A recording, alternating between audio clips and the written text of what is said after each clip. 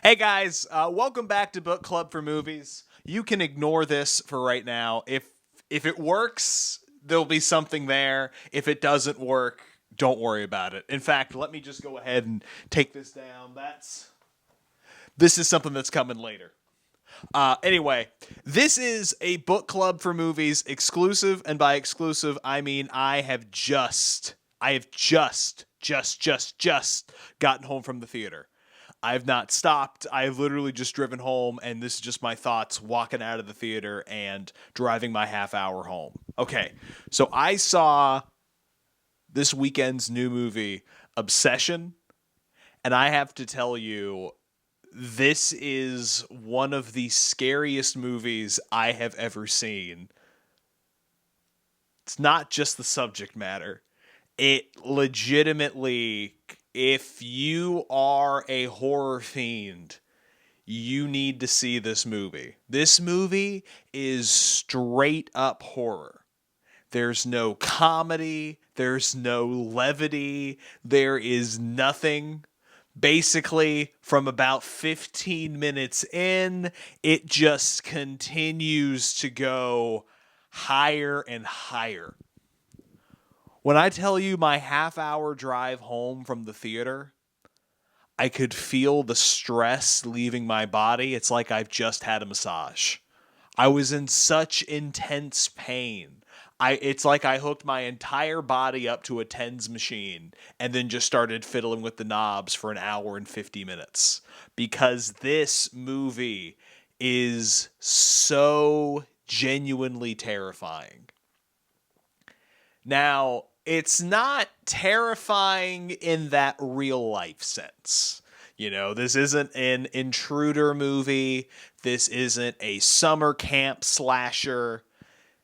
This movie's not even subtext. This movie's text is about loneliness and mental illness and how those two things combined can ruin not only your life and the person you're with's life, but the lives of everybody around you. And this movie absolutely shocked me to my core, and it made me excited to see a movie in a theater again. Now, I was one of three people at my showing, but I may have been one of the highlights for the two people, the young couple that was a couple rows behind me. Because I'm telling you, throughout this thing, I am swearing, I am squirming, I'm waving my hands in the air just out of sheer uncomfortable, just trying to shake it out of me. I was uncomfortable through so much of this movie. But one of the reasons why I was so excited to see this movie in a theater is this is a Blumhouse movie, but it's a proper Blumhouse movie. Blumhouse gave some guy who made a YouTube found footage film that cost $800. They gave him between $750,000 and $1 million, and this is the movie that he made. And it does not feel like a first time filmmaker's movie. It doesn't feel cheap. It doesn't feel inexperienced. You could have told me this is from any of the well-oiled horror machines. You could have told me this was from James Wan. You could have told me this was from anybody. You could have told me this was, Wes Craven didn't actually die and he made this movie. You could feel the artistry from the first shot of this movie. The direction is so on point, and I also think it helps that 99% of this cast is people that I have never heard of, people I have never seen. The biggest name in this movie is Andy Richter, and Andy Richter's in this movie for probably 2 minutes, counting scenes where he's in the background. 2 minutes max. This movie is downright disturbing. I don't know if I'll ever see it again, but that doesn't mean I don't recommend it. But I will say, only see this movie in the bright light of day. I saw this movie at the Dead Mall Theater at 10 a.m. on a Saturday. And if I had seen it after work, I wasn't sleeping that night. If I had seen it and it was dark outside when I left the theater, I would not have had a good time driving home. This movie is downright terrifying. See this movie if you love horror films. I am going to give one spoiler just because it's a personal trigger warning's not the right word because I'm not disturbed by the violence or the subject matter of this film. But the movie does open with a dead pet, which is a very cheap shot. Especially as somebody who loves their pet, I was immediately reminded that I am not ready for when my pet, crosses the rainbow bridge. But it opens with that cheap shot, but then they find ways to put more bullets in that gun. And I say it's respected. They don't just open with the dead pet to be like, oh, how horrible.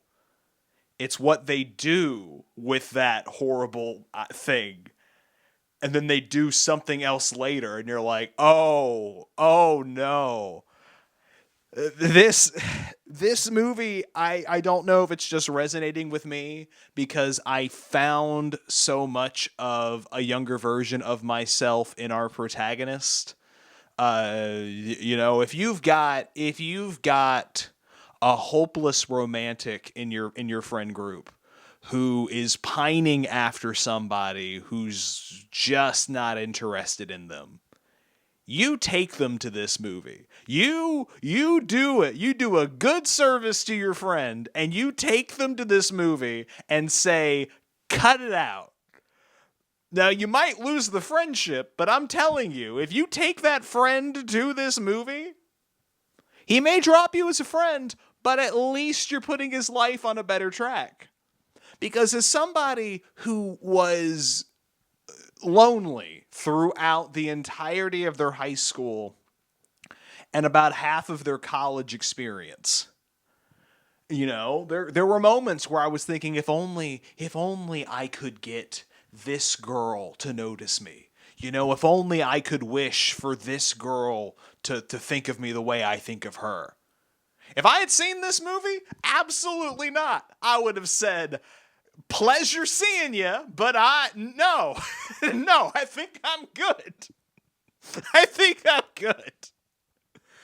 This is the BPD horror movie. If you're wondering what this is the borderline personality disorder horror film. If you've known somebody who's been in a relationship with somebody with BPD that is all peaks and the lowest of valleys, this goes from peaks to the lowest valleys to the fact where they are digging up graves. It is that deep. I'm giving this movie 4.5 out of 5, but I also don't know if I'm gonna invite this movie into my personal collection just because there might be a demon in this movie. It's that uncomfortable. I don't want to spoil this movie, but I will say there's a lot going on that is disturbing. But at the entire time, I'm reveling in it. I'm squirming in my seat. I say, how great is it to see a horror film where I am terrified the entire time? I'm screaming, and you don't know what's going to happen next. You're expecting things to happen, and those things may in fact happen. But then even worse things will happen, and you're thinking, the darkest areas of my mind, I can't think of that.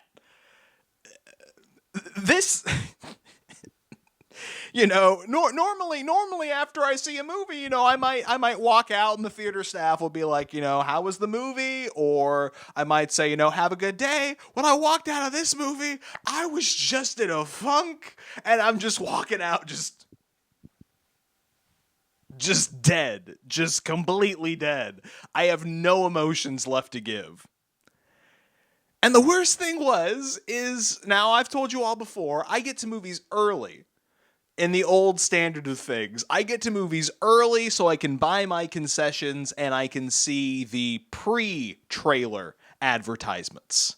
I love Nuvi. I love Maria Menounos. I want to see all of what they've got. They've really scaled it back. I only had ads. I didn't have any movie trivia or anything before this movie.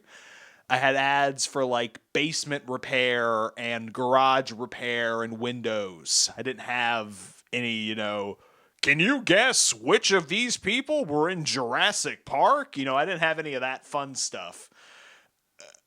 So before the movie had started, since I had gotten there 15 minutes early, I had eaten my entire small popcorn before the movie started. It took me 15 minutes.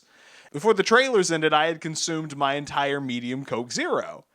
And I had to pee desperately.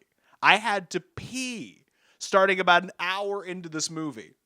But it's also the type of movie where a lot of the horror elements in an uncomfortable scene will be blink and you miss them.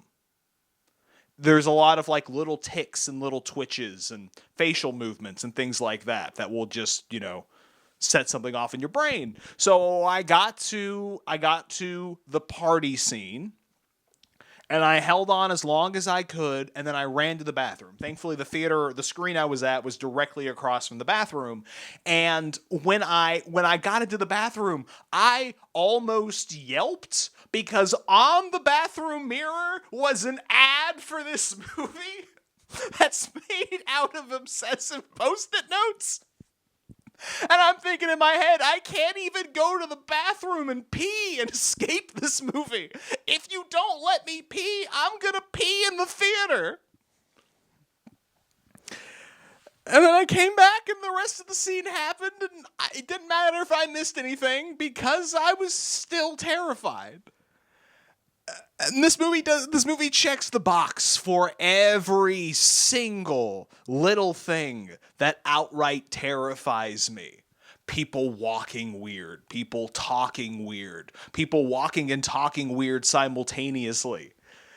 Near the end, there's a scene where our obsessive girl starts backwards talking and walking during an argument, and that set me off. That's my lizard brain being absolutely like, you need to leave. This is wrong. No. And I probably made those noises in the theater. I probably said no. Like it's a lot. It's a lot. But first time filmmaker, first time director making a movie of this scale. Blumhouse, please continue to do more stuff like this. Because what did I get before this movie? I got a trailer for Insidious 5 or 6. And I'm like, stop making these movies. Stop making sequels to all of your other ideas. Blumhouse, you've had some rough years recently. What you should be doing is finding people like this director, giving them an insignificant amount of money on your balance sheet compared to what money you lose on these stupidly higher budgeted horror movies that you make now. And just letting them do it. Because this movie costs a maximum of $1 million. Let's say you spent 20 on marketing. You're gonna, it's probably gonna make that this weekend. From what I saw, it was tracking. It made like $7 million Friday and on Thursday night previews. And none of those people slept that night. I can tell you that. I'm giving this a 4.5 out of 5. I'm still wired from it. That's why I said no break. You got to get home and you got to film this thing. I'm probably going to take a break here in a second, and then I'll pull up my spreadsheet so I can see, my value proposition and everything like that. But I will tell you, see this movie. This movie downright disturbed me to my core. And the more I'm talking about it, the more I'm just like, you might need to see it again. You might need to see if something else just catches your eye differently this time. If there's more subtext that I missed just because I was so scared watching this movie. For somebody who was lonely and a hopeless romantic until they met their first partner, until they basically, I fell in love with my wife after a bad relationship in college, and we're going on a decade together. Somebody like me can really resonate with this movie, where it's just like, you were looking almost to settle. Like, you went on some bad dates and you're like, yeah, but I'm lonely. Now you're like, thank God I ended up with my wife and not with somebody like this, or thank God you didn't find a wishing willow yourself, because who knows what your movie would have been. Go see this movie, or based on my words, you need to avoid this movie like the plague. Now that they've left, let's pull up my value proposition and let's do some tracking here. I saw this movie at my Dead Mall theater, and I'm really thankful that I did, not only for the small audience size, but just because I love my Dead Mall theater. At the very least, if nothing else, it's not the cheaper tickets. It's not the decent price on concessions. It's not that the staff genuinely seem to enjoy working there, and I've never had a problem with the staff. It's because they do movies earlier than anybody else on the weekend. I don't know why theaters have to open so late. For somebody like me, I get up at 5:45 every day during the work week, and my body refuses to let me sleep in on the weekend. So if I'm up and going, I would love to catch an early movie on Saturday. Then I've got the rest of my day to do things like talk to you fine people. So I was able to catch this movie at 10 a.m. If I wanted to catch this movie any at the other theaters near me, I was looking at 1:30 at the earliest, which means I wouldn't have gotten out until 3:45, maybe. That's most of my day gone. If my one action item on the day for myself is to go see this movie, I've got that taken care of. And I'm talking to you people before 1 o'clock. This is a wonderful thing. Theaters should open earlier. Just, I can't see movies after work. I definitely can't see a movie like this after dark. So that's that. Okay, so I've taken a breath, and now let's actually talk about the nitty-gritty of how much this ended up costing me with my value proposition, and let's update our board for this week. So after I talked to you guys last time, I had to pay for my next month of fan club, which takes off about $10.69 every month going forward.